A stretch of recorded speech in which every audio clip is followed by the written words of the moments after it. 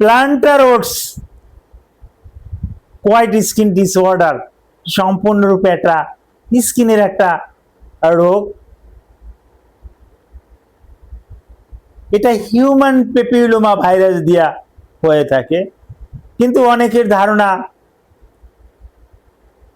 যে এটা ওই কাঁঠালের যদি ছোবরা পা লাগে তাহলে হয়।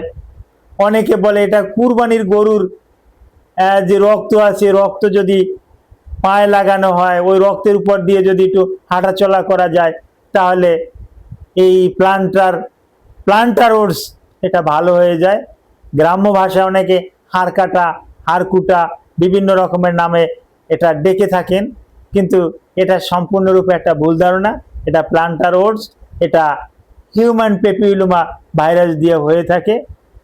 তো এটা দেখতে কেমন, এর চরিত্র কি, এর চিকিৎসা কি, এগুলো নিয়ে আলোচনা করব। ভিডিওটা একটু মনোযোগ সহকারে দেখার অনুরোধ রইল। আসসালামু আলাইকুম রহমতুল্লাহি ওয়া বারাকাতুহু। আমি ডাক্তার মীর শহীদুল ইসলাম, আমার চেম্বার শুভেচ্ছা 255, ঐতিহ্যবাহী শেখ ঘাট, সিলেট।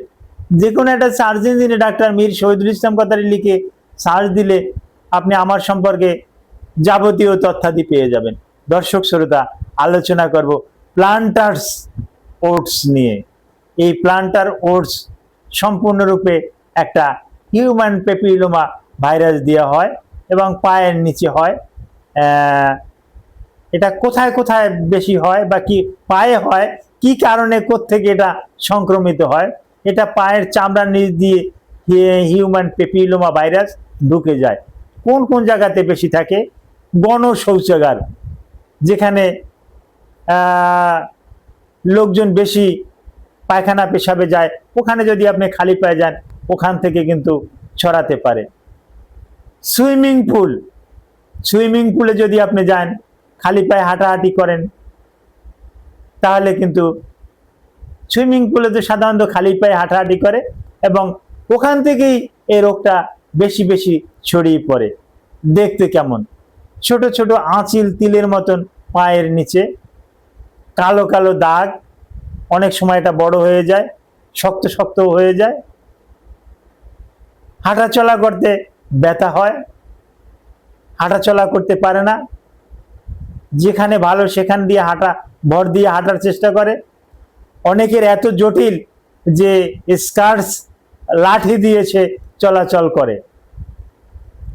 এরকমেরও আমাদের চেম্বারে কিছু কিছু রুগী আসে যে লাঠি ভর দিয়ে আসে, তার পায়ে এই রকমের প্লান্টার্স ওট দেখতে পাওয়া যায়।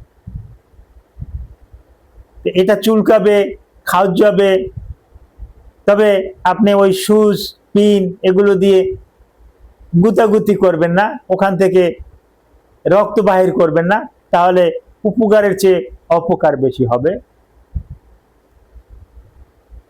তাহলে এর চিকিৎসাটা কি?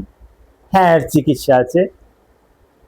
স্যালিসাইলিক অ্যাসিড, রোগীর বয়স, লক্ষণ, রোগীর টলারেট ক্ষমতার উপরে ভিত্তি করে 2% স্যালিসাইলিক থেকে শুরু করে 20% পর্যন্ত স্যালিসাইলিক অ্যাসিড আমরা রোগীদেরকে দিয়ে থাকি।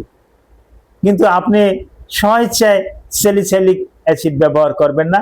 স্যালিসাইলিক অ্যাসিড ব্যবহারের পূর্বে অবশ্যই ডাক্তার দেখাবেন।